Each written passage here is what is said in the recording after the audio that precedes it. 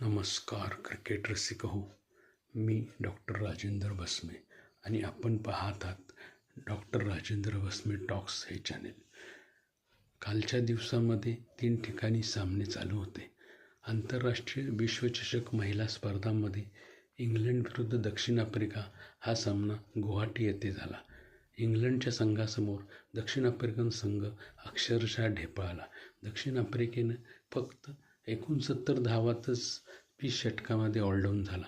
त्या धावा मात्र इंग्लंडच्या संघाने नाबाद 15 षटकात पूर्ण करत दणदणीत विजय मिळवला.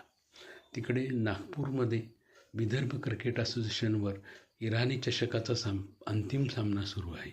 रेस्ट ऑफ इंडिया म्हणजे शेष भारत विरुद्ध विदर्भ.